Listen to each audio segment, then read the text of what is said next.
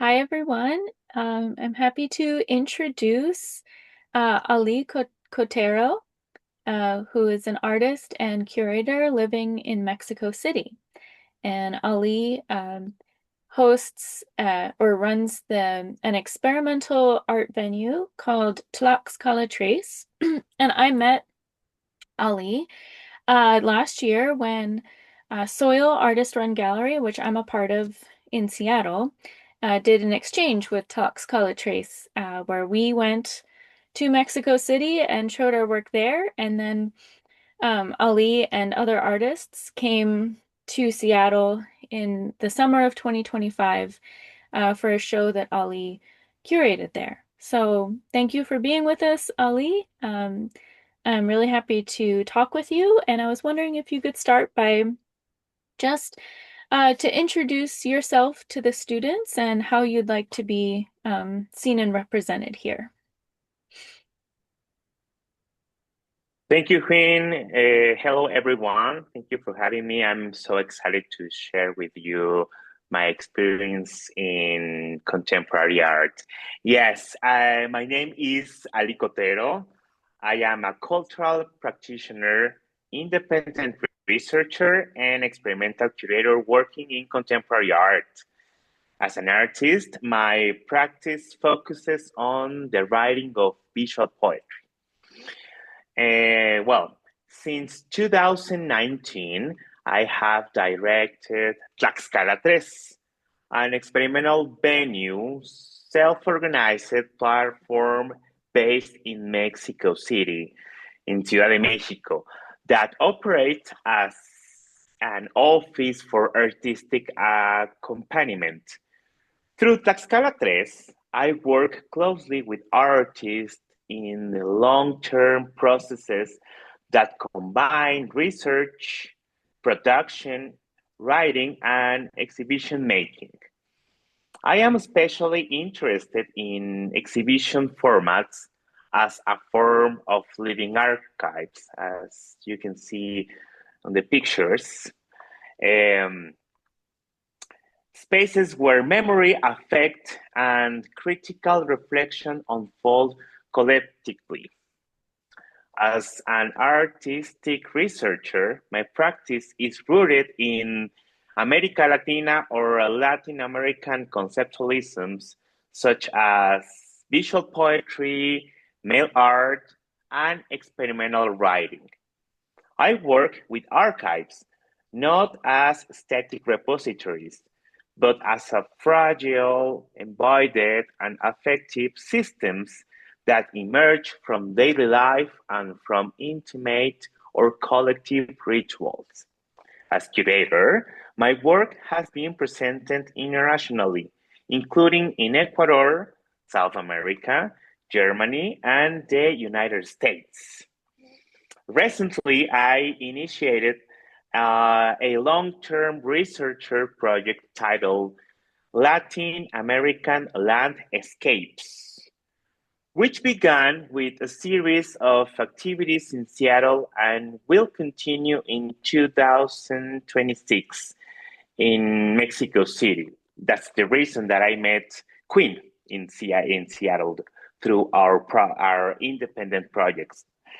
Um, Latin American landscapes examines the idea that landscape is a trap, understanding landscape itself as is a ploy brought together with other colonialist tricks, such is the idea wilderness of the 19th century, always designed to enable and justify the plundering of our homes and of the native peoples who raised them.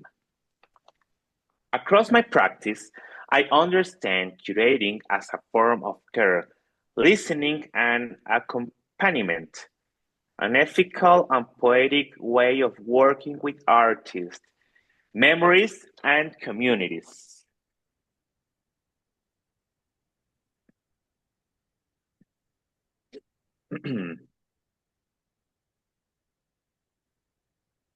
And And so this poem is part of what you wrote for the extension of the Latin American Landscapes, which was a smaller show called Water Flow, correct? That's right. It's an extension of the whole project. Latin American Landscapes was a dual exhibit with Daniela Terrova and Michelle Seaton. Both are painters, and Queen met them in a workshop during our show in Seattle on the summer of 2025. So I wrote this visual poem as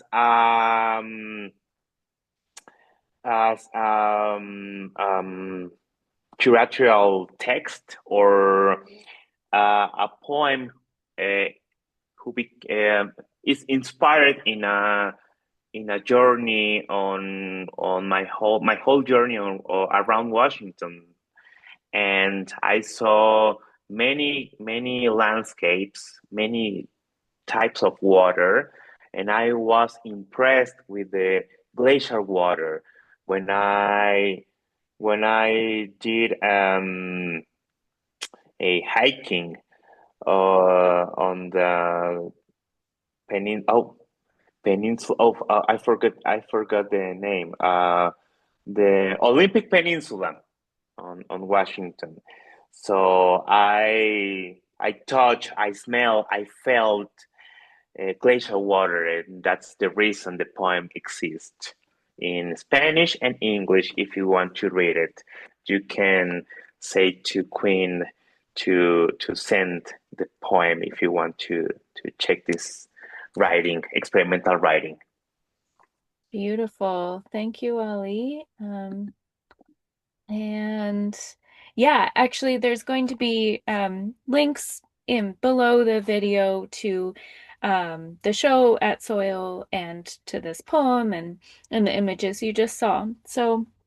Um, so Ali, as an artist and curator, could you tell us how you like to experience art?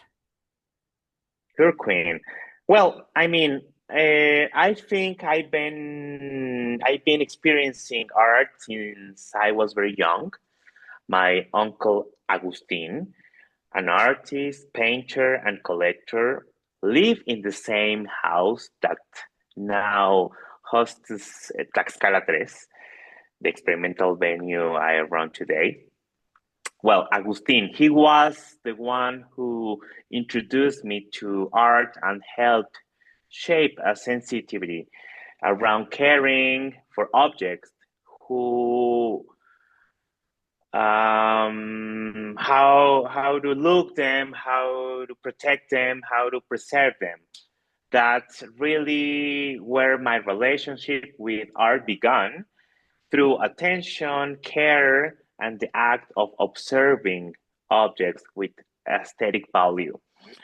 Because of that, I'm very interested in describing objects in my writing, especially in my visual poems. I experience art when I read objects poetically. I understand artistic representations as images that are trying to tell us something.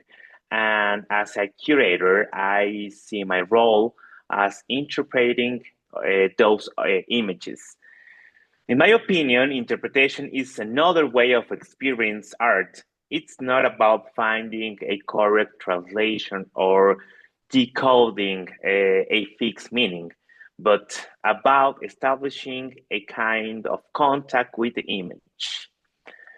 Through interpretation, meaning stays open, and I can create bridges between the artwork and the audience, connecting context, memory, and personal experience. This is my how I experience art in my daily life. Living in the house who hosts Tlaxcala 3, and this is my home, and also this is my office, and also is a shelter for artists like you, Queen. Yes. Yeah, that's That's really wonderful to hear. And also just, yeah, thinking about how your life is so immersed and intertwined with both your curatorial and your creative Totally. practice. I love hearing that it's, yeah, not just about looking and seeing stuff, but Yes. interpreting and digging through and investigating. And it's like a full-time experience. It's a full-time digging through, definitely. Yeah, yeah. Yes. Um, and so I was wondering, if there is currently, here in January of 2026, there's currently an artist or work of art, that you've been thinking and pondering about. Well, um,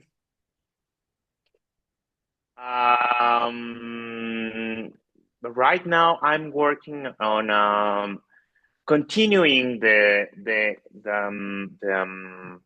research about Latin American landscapes, and I will present the work of a Colombian artist, Samuel Lasso, who is a visual artist and also a researcher into memory and landscape. So we will talking about how the landscape has been tarnished by pollution and all the problems that affect our world.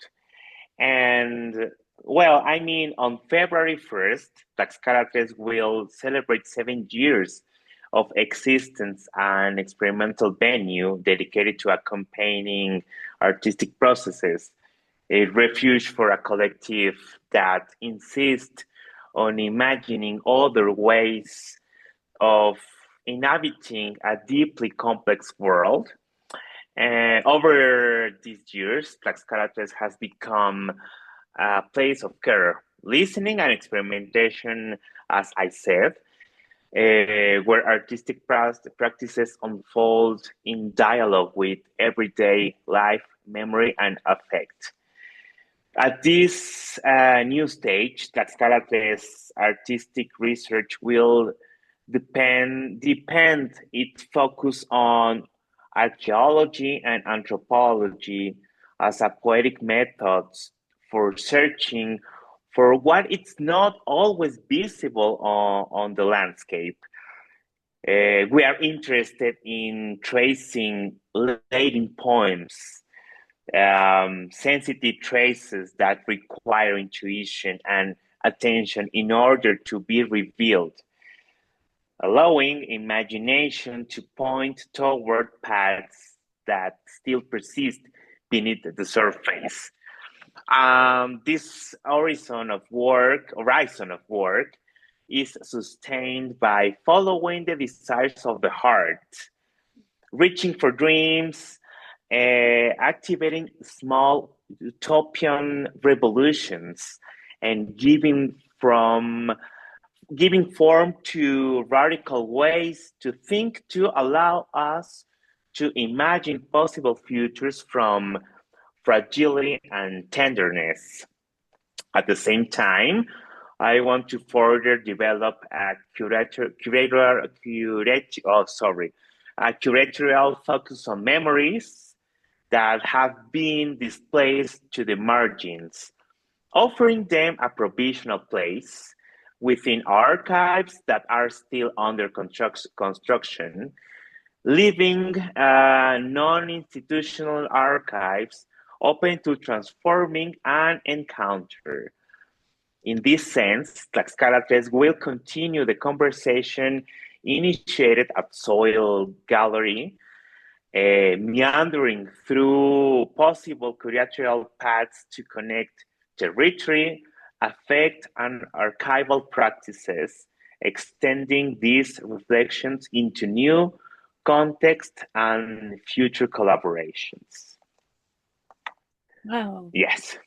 Ah, awesome. I just really appreciate the work that you're doing, Ollie, and um also I love just this idea that that being a curator and artist in this contemporary world is also about imagining futures and reaching Yes.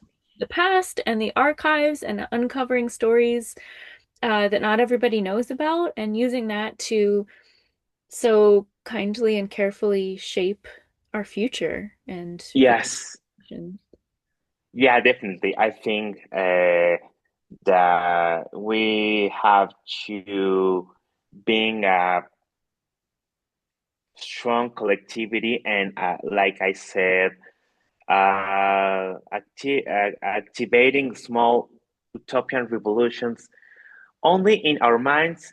For me, it's enough because this is the change that we need to for the future and the next generations, you know? So art is so powerful and inspiring to do new things in our old world. Yeah, Yeah. absolutely. Okay, Queen. Oh, well, thank you so much for your time and your energy. And yeah, I look forward to next time we're both in Seattle and or both in Mexico City, you know? So, Thank you so much for having me, Queen, and thank you everyone for listening to me. And if you need something to or inspiration, follow your hearts. Is that's the way that we have to being a better kind, a better humankind, following our heart. oh, what a lovely note to Okay. end on. Thank you, Ali. Thank you so much, Queen. See you next time. You.